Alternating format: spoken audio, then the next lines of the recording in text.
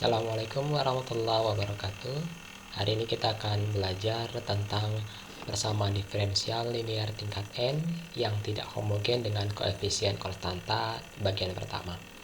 Pekan lalu kita sudah membahas terkait dengan PD linear tingkat n yang homogen dengan koefisien konstanta. Ada 3 tipe. Yang pertama, persamaan diferensial dengan akar-akar yang sama.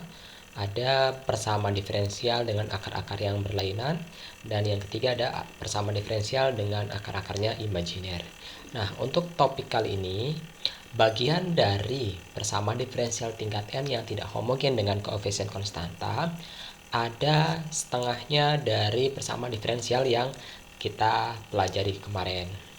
Baik, pada pertemuan kali ini kita akan membahas beberapa metode yang bisa kita pakai. Salah satunya adalah metode faktorisasi. Berikut pengantarnya. Diketahui persamaan diferensial linear tingkat n yang tidak homogen dengan koefisien konstanta P0 Y pangkat n ditambah P1 Y pangkat n-1 sampai dengan Pn Y sama dengan Qx, di mana P0 tidak sama dengan 0, P1, P2 sampai dengan Pn adalah konstanta, sedangkan Qx adalah fungsi x atau konstanta. Sehingga jawab umum dari persamaan diferensial ini adalah Y sama dengan YC ditambah YP.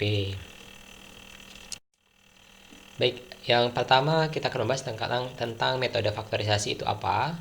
Diketahui FD Y sama dengan Qx, di mana D sama dengan D per Dx, sedangkan FD disebut operator. Jadi kalian bentuk menjadi fungsi Y sama dengan 1 per FD kali Qx. Ingat, untuk FD ini bisa difaktorkan. Jadi faktor dari FD adalah fungsi D min M1, D min M2 sampai dengan D min Mn dan seterusnya.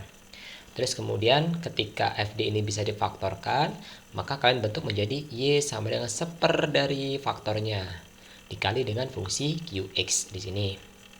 Nah, untuk menyelesaikan fungsi-fungsi ini, kalian bentuk menjadi seperti tabel yang diketahui.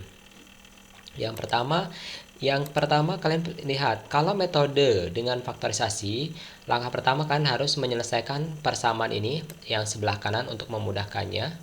Jadi 1/, D min Mn dikali Qx. Nah, nanti ini diintegralkan ya, terus kemudian hasil integralnya nanti dikalikan ke fungsi sebelahnya. Terus kalau sudah selesai nanti dikalikan dengan fungsi yang sebelahnya ini ya, tergantung nanti berapa faktor yang dihasilkan ya. Ini oke, persamaan awalnya ini YC-nya nih. Oke, terus kemudian kita cek di sini. Nah, di sini YC-nya ya, ini YC-nya dan di sini YP-nya ya. Oke, jadi Y sama dengan C1 eksponen 2X ditambah C2 eksponen X ditambah X eksponen 2X. Oke, ini contoh yang pertama. Contoh yang kedua. Tentukan jawab umum persamaan diferensial Y aksen 3 dikurang 4Y aksen sama dengan X. Oke, yang pertama kita akan mencari, ingat persamaannya adalah, persamaan umumnya apa? YC ditambah YP. Oke, kita akan mencari YC-nya. YC-nya di sini nih, YC-nya. Oke, kita caranya dengan mengganti Y-nya dengan D.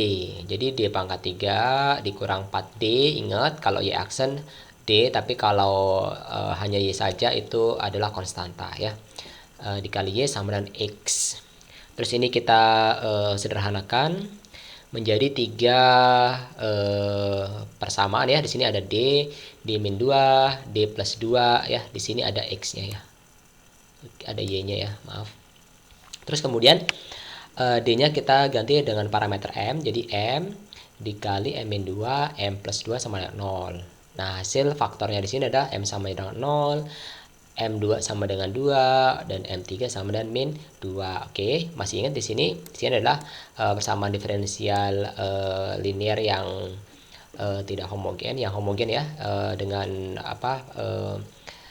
akar-akarnya adalah berlainan ya. Maka solusi komplementernya adalah Y sama dengan C1.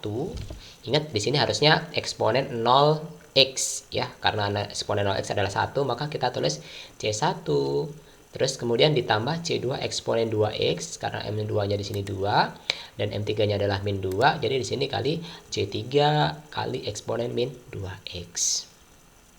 Ini kemudian YC-nya ya. Persamaan yang kita cari untuk mencari dengan metode faktorisasi. Akan banyak lagi metode di depan nanti, ada metode suku demi suku, ada variasi parameter, ada kemudian metode singkat dan seterusnya ya. Namun pada kali ini kita hanya membahas metode faktorisasi. Ini sebagai bahan latihan kalian. Tentukan jawab umum PD dengan metode faktorisasi. Y aksen 2 dikurang 4Y aksen sama dengan 5. Y aksen 2 dikurang 2Y aksen dikurang 3Y sama dengan eksponen 5X. Dan yang terakhir adalah Y pangkat aksen 2 dikurang Y sama dengan 4X eksponen X ya. Ini latihan, nanti kalian bisa belajar untuk materi-materi selanjutnya. Terima kasih, sampai di sini pertemuan kita. Assalamualaikum warahmatullahi wabarakatuh.